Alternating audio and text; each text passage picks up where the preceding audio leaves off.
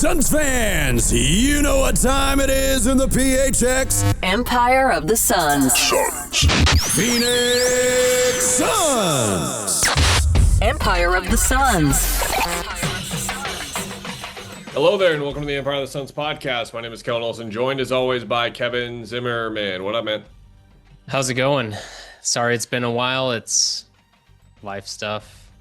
Busy. Good, yeah. Yeah, we apologize for not coming to you guys sooner, but as Kevin said, life stuff and schedule stuff, and this has been a long-going dynamic of the pod where we squeeze them in where we can, and there just weren't any gaps for us to find over the last week plus 2 weeks, and we were not really waiting on we were just waiting on the Beal news, and outside of that, we missed out on previewing Summer League, but we'll talk about Summer League today. I was out there for the first 2 games, and then we'll kind of review the offseason as a whole, because it sounds like the Suns are probably done. If they make another trade, we'll be back at some point this summer if that trade does come. Remember, the DA trade happened in September, so you never know. Something else could come across their timeline, but we'll speak on the whole evaluation process and go from there. But we'll start with the Bradley Beal news. They waived and stretched him. To quickly explain it, the Suns reached a buyout agreement with Beal, which allowed them to waive and stretch him. There was a little CBA wrinkle where they couldn't waive and stretch him outright. They had to get a buyout in there first. They get this little buyout in, and now they will be having 19 point, just short of $20 million of dead money on their cap sheet each of the next 5 seasons. Beal went on to sign a 2-year, $11 million deal with the Los Angeles Clippers. That is where he will be going.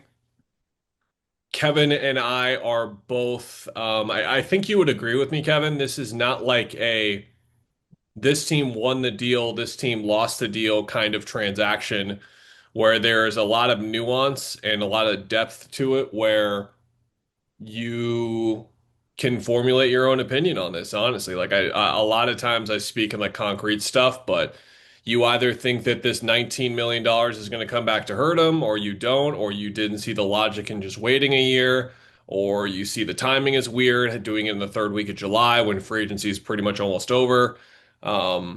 You and I are both a little bit more critical of it, but this is a move that saves them $176 million in luxury tax payments. I think that the other number that I saw is over $200 million total is what this will save them in terms of money.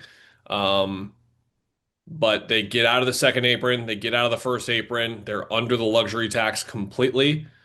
And that is where they stand right now. And we sort of talked about this for months and months, how it just seemed like one way or another they were going to get rid of Brad. This was I don't want to say worst option, but it was one of the options that was not great, and all of them were not great. What do you think about the decision, the timing, all that kind of stuff?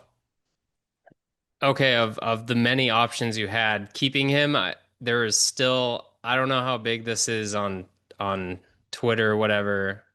There's still a small portion of Suns fans who thought, oh yeah, you keep him and you figure it out and you keep talent. And just from everything we hear, from everything you kind of see in his body language and everything that's come out with, his agent since the release and buyout, it's it wasn't going to work. If someone's unhappy, it's bad. And I think he was unhappy halfway through the first season. If I'm just guessing, I wasn't there like you were. So I think that's out of the question, but there is some degree of, to your point of, you can make a decision on what is it good to stretch this because you're into the next frickin' decade where you're eating this, and sometimes $1 million or $500,000 hurts an NBA team. You see at the trade deadline every year, some teams do silly looking things just to get under an apron or the tax or whatever. 19 million is a lot, even if the CBA keeps bumping that salary cap and all that stuff.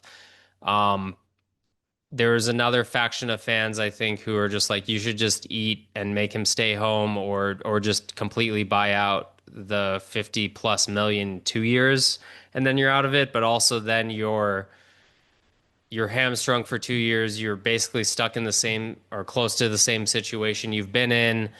And then also you have the repeater tax stuff that's creeping up on you if you actually, when you get free of that, have freedom finally. And then if you actually like, hey, let's go put a good team together finally, you're gonna be killed. So I guess that is I do think it's kind of the best option with the heavy asterisk that they put themselves in a really terrible position for the three options to be all terrible, and this is the least terrible, I guess, as you could say. Yeah, I my view changed on it reading the Windhorse story today, because his story elaborated that Jordan not pitched a role to Brad, and Brad appreciated what Jordan was saying, but was not interested. And it also just kind of elaborated on how Beal was kind of done with this situation. And here we are yet again talking about something in the Suns offseason where they were not in control of the situation at all. Someone else was. And that's the biggest takeaway again, is that I don't know when we're going to be able to talk about a major event for the Suns when they are in control of the situation, but they are not in control. They were not in control of this situation. Clearly, based on the timing here, Kevin, because the benefits of doing this right now are that you open up all of your free agency utility. What I mean by that is your exception. So full mid-level, 14 over $14 million. They can use it right now. They can use it later in trades if they want to, like use them as trade exceptions, that kind of thing. It's the third week of July. A lot of guys have signed already. Most guys have signed already. And I do not expect them to use them anyway because of how close they are to the tax right now and their ability to stay out of the tax. David's numbers, our Australian correspondent, has it at like under $5,000, where if they sign someone to a veterans minimum with his 14th spot, sounds like it'll be a combo guard or a point guard, then they'll just be right there next to the tax, and they're going to have to dance on that line throughout the rest of the season as well. But that prevailing point on like not having leverage and then also just planning, whatever, I'm sure they had to plan, cool. The execution was bad here again, because I don't know how you wind up in this kind of situation specifically where your roster is very imbalanced and you finally open up the utility to move around and use some stuff, but you don't have anything left to make it happen. And what I mean by that is I'm going to mention the Mark Williams trade a lot over the next couple of years. People are just going to have to get used to it. But the fact that you use two first round picks that I know they're in the 20s, they're light first round picks, but they're first round picks, and you could have used those in this situation to free up some of this money in a different way if you needed to, like you did with Yusuf Nurkic. You could have done a different version of that trade to avoid this dead money.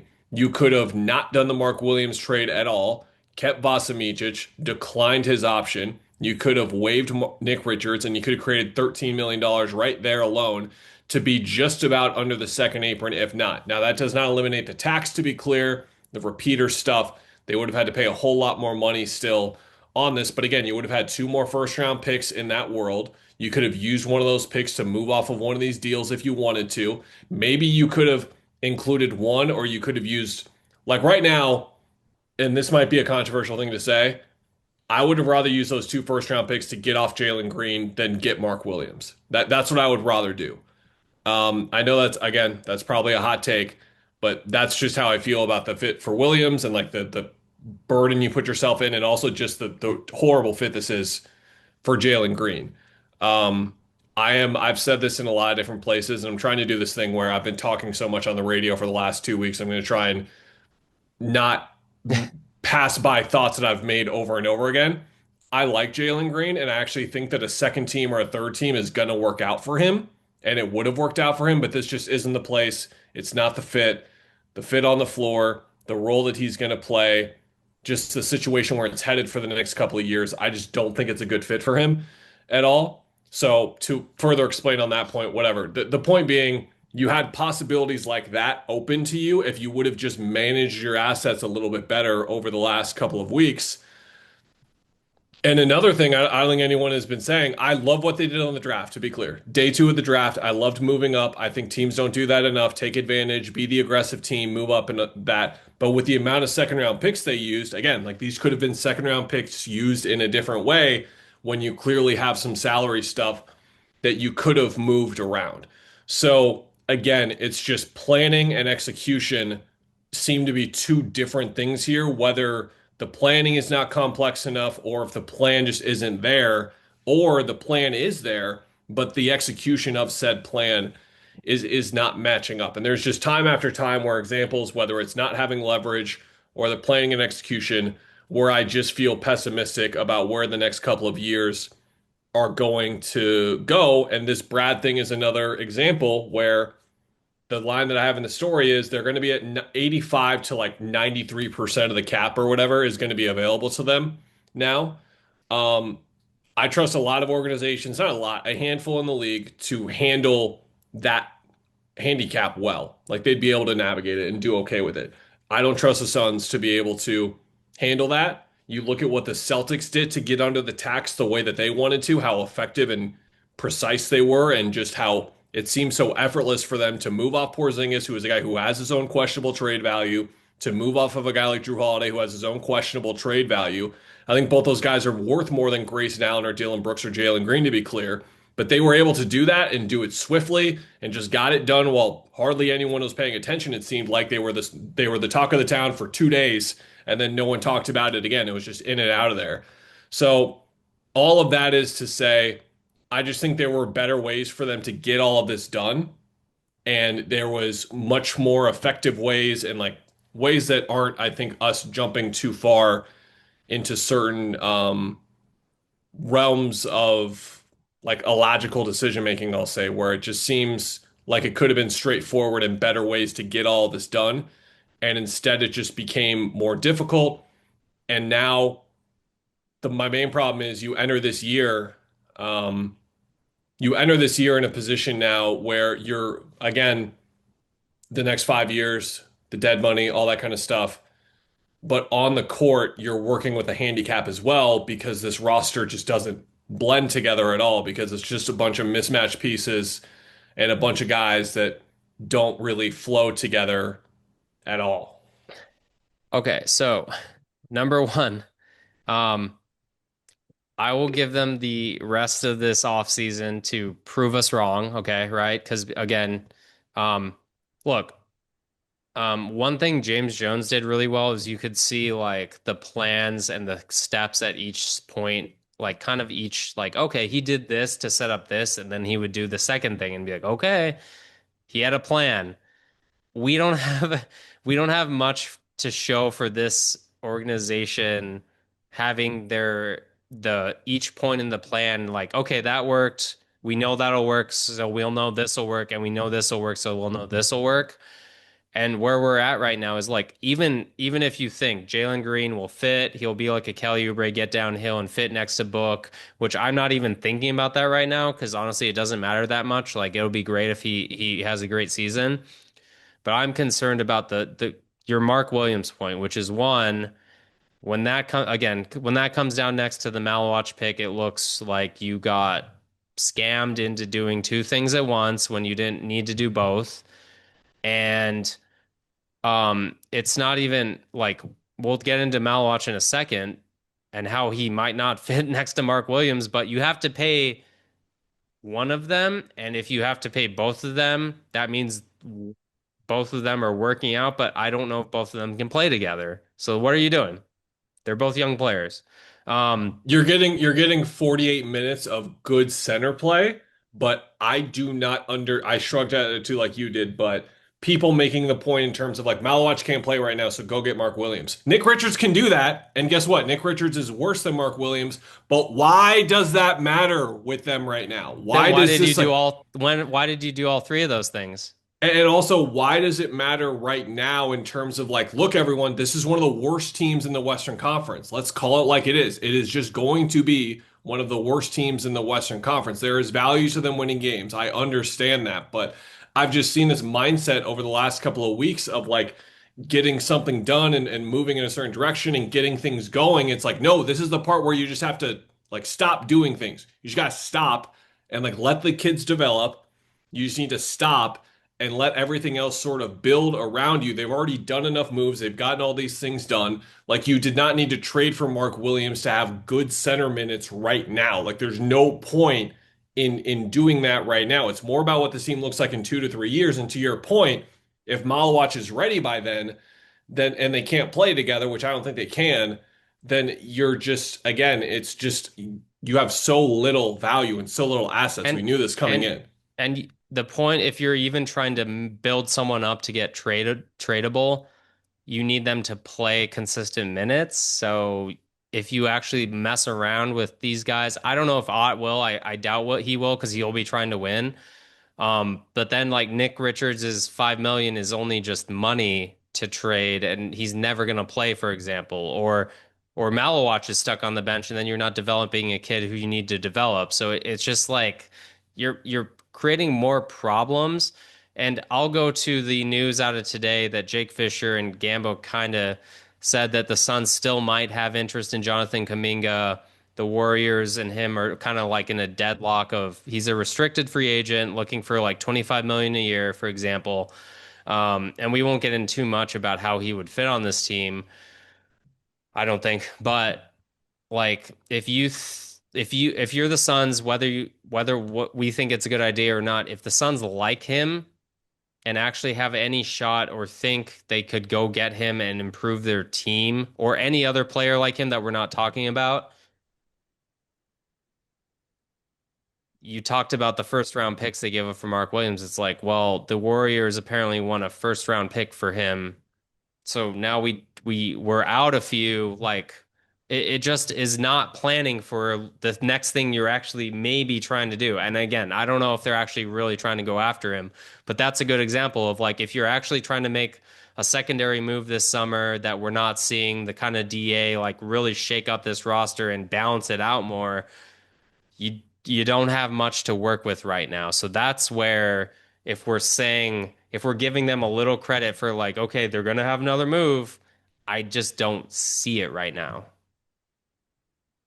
It, I think the way I'm gonna feel about this, the more this summer goes on, is that I'm gonna visit pivot and reload over and over again and take this as like I think based on the reporting, everything that we heard, like the Butler deal that got agreed to with Golden State, the three-teamer with Miami, and then the Minnesota deal that we knew that the Suns wanted but couldn't ultimately get.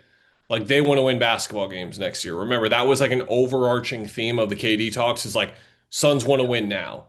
And so again, it's like a realization and an acceptance of the fate that you're in. Even if Book is saying like, I don't want to be in a rebuild. Let's try and win a lot of games next year while building for the future.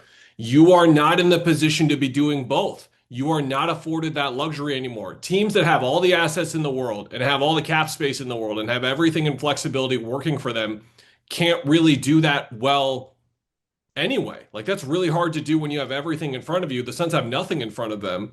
So it's just to me, with the players that they got and the positions that they found themselves in, again, I think some of it is what they were trying to do. I think some of it was like what they were forced to do.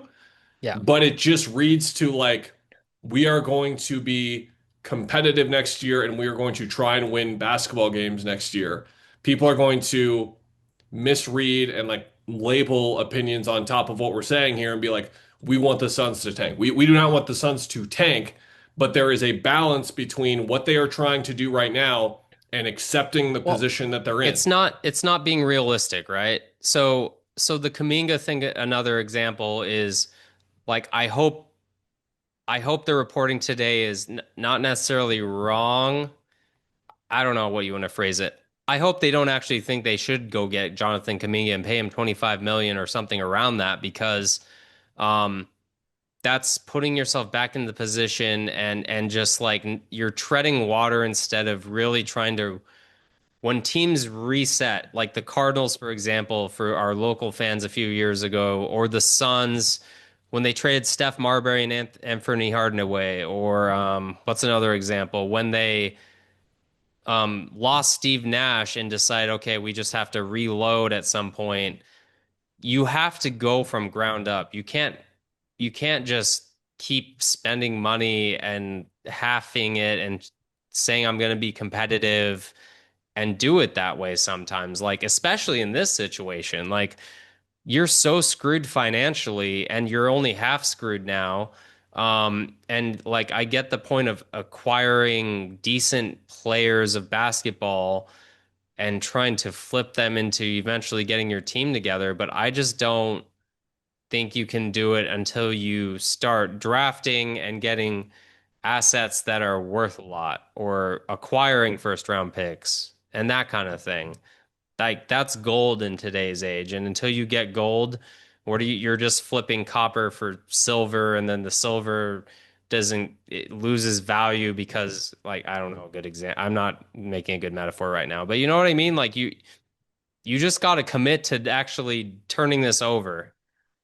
Yeah, and it seems like they're stuck between two plans of like they want to be competitive this year and next year, but also they want to like have a team that is shaped to get better and better so that within 2 to 3 years they're contending and like that's just not how it works. It's just not how it gets done. And holy crap, are Kevin and I ready to be wrong about this and would love to be wrong about this. Like there's a lot of different sort of um ways in which this can go that way that we're talking about, but there are ways in which, like, look, if Jalen Green's an all-star and it does work with Devin Booker and Mark Williams, like, stays healthy and has a medical breakthrough a la Steph in his ankles in his first 3 to 4 years of the league, then sure, there's a couple of different ways where this could go the Suns' direction, but yeah, it's just frustrating to cover from our perspective at least because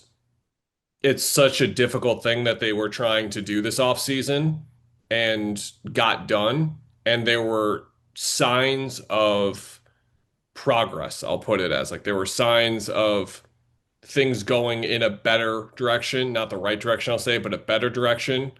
Um, I but I'll yeah, say but yeah, too though, like again, where the starting point of this summer was extremely difficult. And like, yeah, things aren't going to go your favor if you're in this situation. but So, yeah, and I think it's going to be seeing where they're at like 3 months into the season. Like yeah. if it's 3 months into the year and they're 16 and 30, or they're like 16 and 35 or whatever, it's like, okay, what are they going to do? Are they going to be okay with that? Or are they going to start like flipping young players? Are they going to start trading And whatever else they like finding new ways to swap picks or trade things or just like keep moving things around until something snaps into place? It's like that's just not how it works. You have to be patient, build around your young guys. And like the bottom line is this is ultimately in 2 to 3 years, it's going to come down to Malwatch, Fleming, Brea, Green, Williams, like these young guys, how they're going to develop over the next couple of years. And then what your team looks like when those guys have developed. I think that's the second part here is that at first it's just like, okay, can player development be successful for you? But now the other challenge is like what shape your team is in if player development actually works out and if the pieces fit together or not. It wasn't something that I was thinking too much about a couple of weeks ago, but just seeing how mismatched the roster is right now and just I don't know. I guess Grayson doesn't have trade value. I'm particularly surprised by that because he's been the best three-point shooter in the league the last 2 years and does stuff on the floor besides that. yeah. I know that Suns fans hate watching. Some Suns fans do not like watching him and hate watching him to a certain extent because the driving kicks and the turnovers and him getting roasted in some defensive matchups. Like I think he's a better defender. I think he's a better decision maker than he gets credit for. And then Royce, like even if Royce is like on longer term money, like the fact he's at 10 million, I don't know. That would confuse me if there wasn't a market for him. And maybe there is a market and they're just not finding the right deal right now. Again, like the thing that they're looking They're for. long-term deals too though. I mean, that Well, that's the part where it's like, okay, they're on long-term deals, and that's either a good thing or a bad thing because it's if the contract isn't great, then it becomes an even worse thing, and Maybe that's the view on them league wide. I don't know. But the thing that they're trying to get is athletic 6'7" to 6'9" guys and 6'10" guys, and that is what every team in the league wants right now. So the thing that they're looking for is the thing that everyone else wants. So we'll see. I think that overall they have taken, like you said, like a nearly impossible offseason and made something out of it. It's not the fact that they were so close, but it was just like I it I hate to use the word obvious, but it just feels like doing the Mark Williams thing just it seems obvious not to do that. You know what I mean? And again, you as you eloquently put, maybe they got tricked into doing that at the same time. Maybe the timing of that went crazy and they just got stuck doing that when Malawach fell. Everything we've heard them say has said otherwise, that they believe in having both guys on the roster and seeing that. Um, I don't know, but I think Suns fans overall, with like the position that the team is in, it's just going to come down to the young guys again. Like you can look at how mismatched the roster is, and we can really like criticize how these things don't fit together and criticize this trade and like how they did the Beal thing and the leverage thing and all of that. But if those kids are good, then this will turn around, and that's all what it was always going to come down to. Do you have anything else to add on just like the moves they made before we go to Summer League and close this thing out? No, let's talk about the kids. Yeah, I think this is where I'll like my criticism will briefly bleed over, because like watching Oso play, it's like, oh, I'd love to play that guy at the five instead of having to play him at the four. Just seeing him and the way that he and Ryan both, that's probably my main takeaway, is that Ryan and Oso both clearly over the last 3 months looked at the points they needed to improve their game and took it seriously enough to the point where they came to Vegas like on a mission of sorts. Like, okay, we're really going to get to the rim. We're really going to attack off the dribble. And then like these little things elsewhere that we need to work on. Ryan changing his jumper a little bit. Ryan being a little bit more aggressive, scoring the ball in different ways than we saw last year. And Oso was a guy who we talked about briefly at times last year. Really floater reliant, really just wouldn't finish around the rim too often unless there was no one there, and barely got to the free throw line. Same thing with Ryan. Like the free throws going in or not, like whatever, that's another discussion for another day. But both guys just being as aggressive as they were getting to the rim in that environment just showed that they're taking their improvement seriously and that they should keep getting better as players.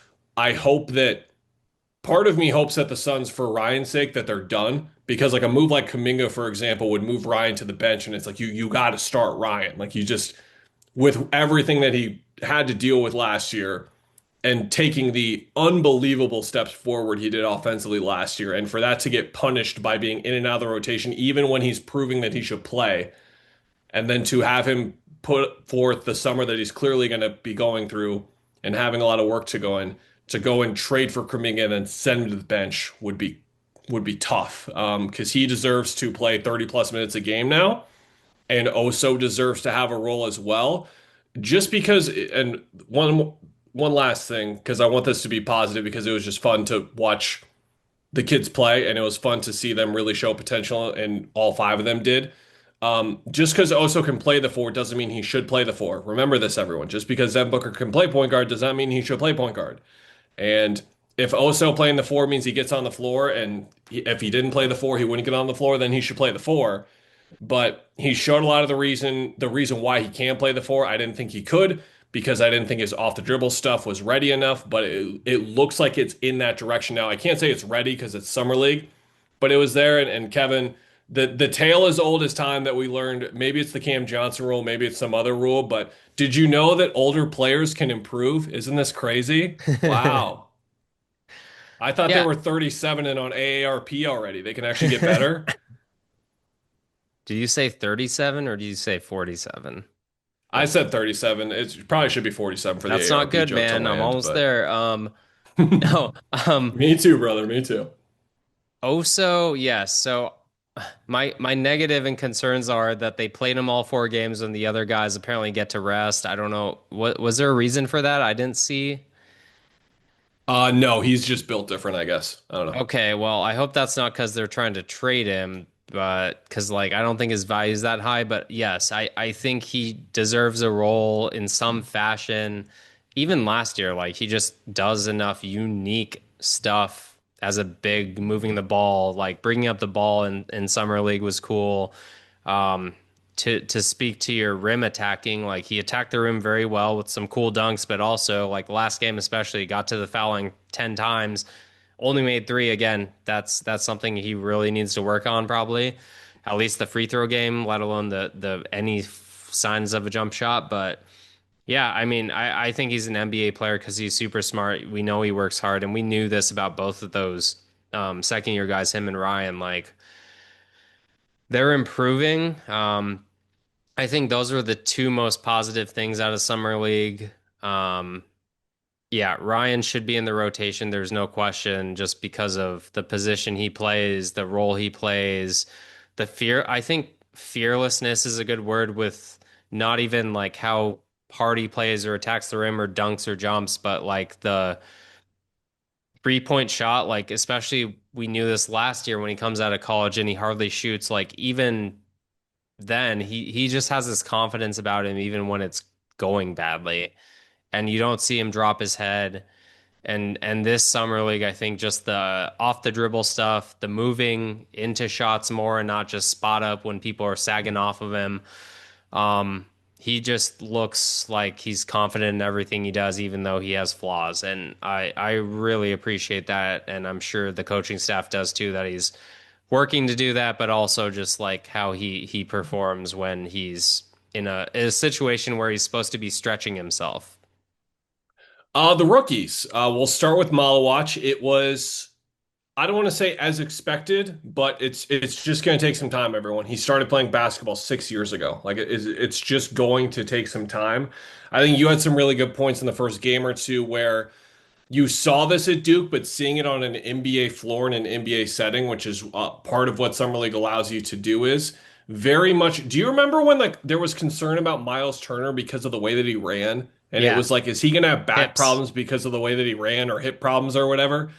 There's a bit of that where you pointed out, like, it's just like learning how to move in his body still. There's a little bit of that stuff, which is like, again, 18 years old. Like that makes sense. That tracks.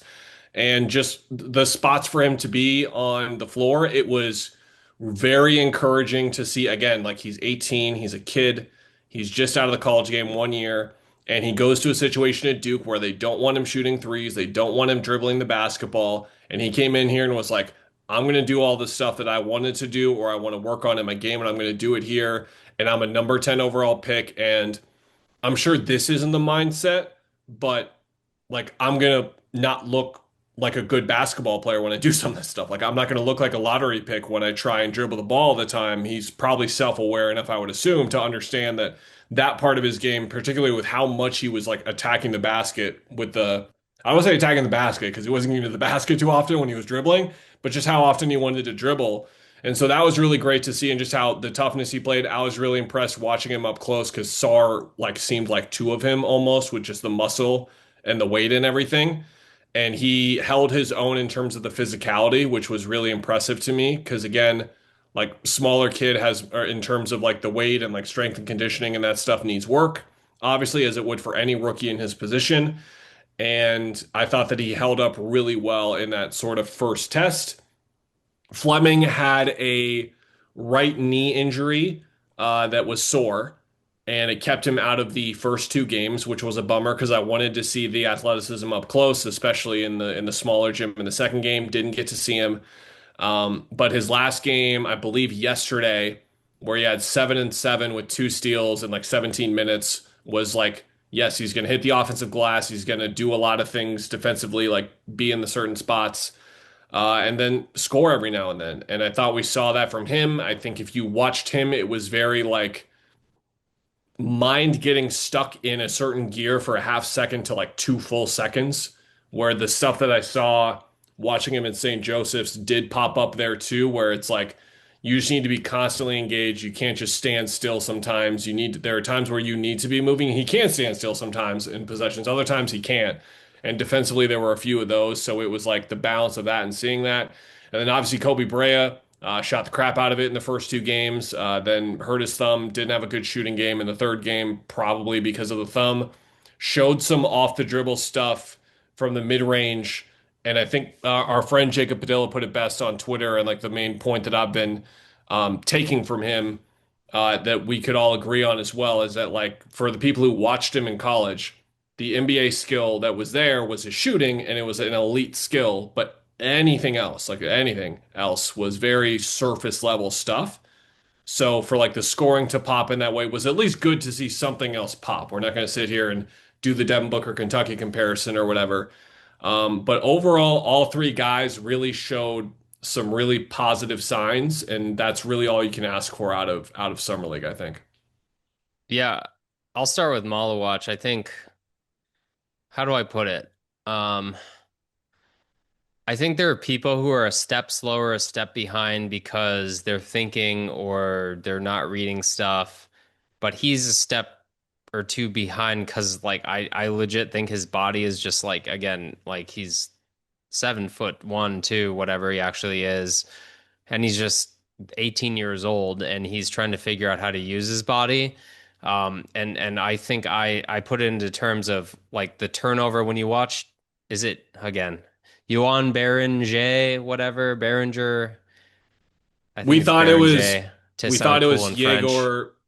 Yegor Demon, and then he told us it was Yegor Dioman, and he was like, they were like, why did you not tell us it was Dioman? He was like, you guys probably weren't going to pronounce it right, so why bother? And it's like, it's a I have fair friends point. who have weird names who like are just like I gave up at some point. Anyway, yeah, he has the athletic pop and he's like there already and streaking up the court. Unlike DeAndre Ayton had that where I think that's part of why he was the number one pick, where people were just like, man, he runs like a gazelle.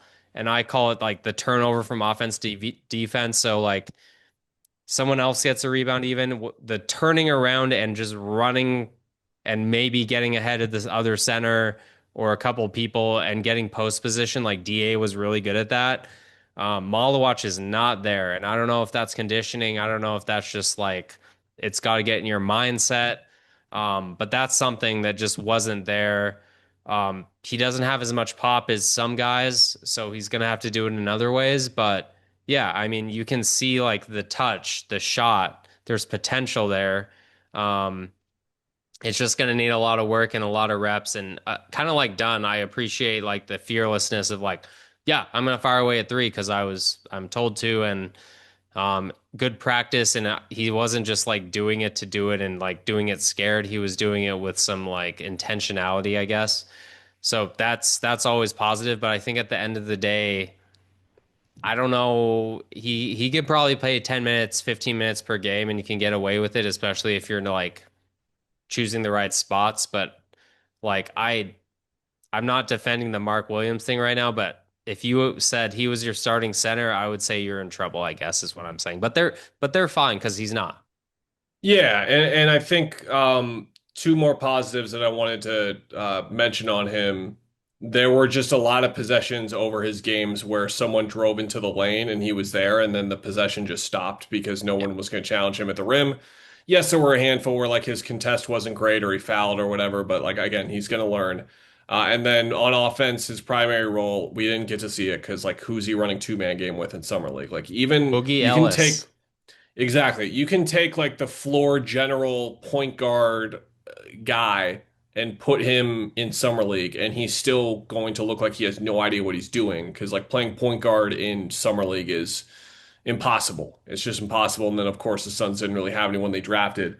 They played that position overall. Yeah, I think for him in terms of a role next year, it's just I don't think it should matter how inconsistent he is and how much he has to learn in terms of it affecting how good the team is, but if it's good for him. So if he's playing 14 minutes and he's just tripping over himself the whole time and he's clearly not going to get better because of that and he just needs more time, then that's okay and you play Oso or you play Richards and then you sort of um, move on. But yeah, I think my thought even in like the 2 minutes it was before the Williams trade or whatever was like, okay, Nick Richards is starting next year. Like that was my thought is like Richards starting, Malawatch coming off the bench, and you go from there because you just know how raw he's going to be. We didn't mention this yet. It did happen between we went. Old college basketball friend, member of the team that broke our hearts, Nigel Hayes Davis, signed with the team as well. If you're not familiar, Nigel Hayes was one of the best basketball players in college basketball for Wisconsin. Sort of your classic, like below the rim finishing, yet really skilled college power forward. Doesn't work out in the league for 2 to 3 years, goes overseas, goes to Fenerbahce, where the story goes he like was going there to be a role player, and then he left 3 years later as like the EuroLeague like MVP. Like he was the man. Watching him on tape, way more athletic now, just like completely maxed out his body, like just everything he pushed to the limit and got it there. And the jumper looks way better, and he can shoot threes now. So it's him and it's Fleming as like your 6'8", 6'9" power forward center guys that aren't so much like 3-4s as they are 4-5s. Do you like, we heard Gambo talk about like they want to play Fleming right away when they drafted him. Do you have any thoughts about that after kind of seeing him on an NBA floor for the first time? Yeah, I thought just the 2 games he played obviously is super limited, but I came away like if you ask me like what do I want to know more about, I feel like I know about Malawach unless he just transforms his body and becomes kind of a different athlete and just gets the production up in the next 2 months, which is asking a lot, I think. Um, Brea, I think, is still going to have to develop a lot of other stuff along with the shot. There's a reason he is on 2-way. But Fleming is super. Did I say he's the most interesting, like more questions guy I have? Yeah. So he like we talked about maybe he's a small ball five. We didn't, it's hard to tell when you watch St. Joe's like clips, but in summer league they played him down more of a wing, a traditional wing for a three, and I like how he moves. Like I think he can be like you can play big wing or small wing. Just more fluid of an athlete than I thought. And then the jumper also looks more fluid. Like it kind of looked, I don't know, just watching the little tape I did, it looked mechanical, but it actually looks smooth in rhythm, that type of thing in live action in summer league against obviously better athletes. So I I like what he brings, and I'm really interested to see if he can make the rotation, honestly. And I wouldn't put that past him, I guess. The jumper's compact. Like it's Yeah. like got some like consistency to it that's good.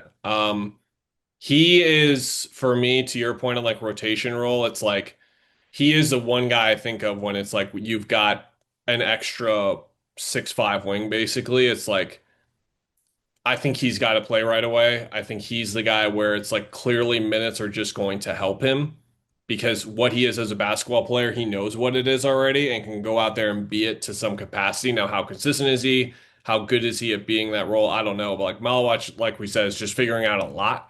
Where like Fleming doesn't have a ton to figure out. It's just more about going out there and doing it. So it's one of those things like where they're gonna play some like three guard lineups and maybe even like four guard lineups with the roster that they have right now. And I would much rather give those minutes to Fleming instead. But the example I've said on the radio is like, are you gonna go up to Royce and be like, hey Royce, we're gonna play the kid 15 minutes a game instead of you to start the year. Hope that's okay. Like that's typically not how these things work. Yeah. And then Kobe Brea was the same kind of thing where like what he showed in the first two, like I loved the toughness from him. You are going to need to be an incredibly competitive and just like engaged player to make it work in the NBA with what he's working with, if that makes sense. It's not like he's a zero athlete or he just can't move or whatever, but he's just going to have to be physical and compete to survive on defense and then do enough offensively beyond the shot. And I liked what I saw. So that's a guy where maybe it's going to take a couple of injuries.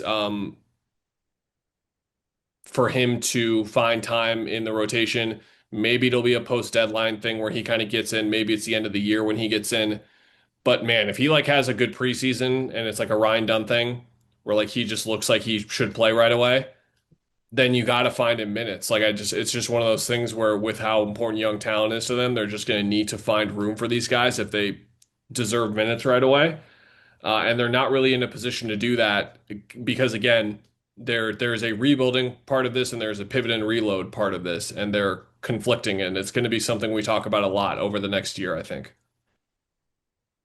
Agreed. Yeah, I mean, I think that's why I still like with the Kaminga thing, it's like, okay, in theory, I'm thinking about what they're sending out more than what they're getting in, but in that deal, if you sent out like Nick Richards and Grayson, or if you sent out Royce and Grayson, you balance things out, you open the doors for the young guys to get playing time. And like what's the win difference, I guess, at the end of the day if Grayson Allen and Royce O'Neal are playing versus the young guys? I think that's the question they need to ask. And like, yeah, it might be 10 games, but is it 36 wins versus 26? Is it 46 and 36? Like, what is it? I don't know. I don't even think it's that high. I It's think it's probably like not that high. it's probably like 3 to 5. Like that's probably the real difference, honestly. What's NBA WAR?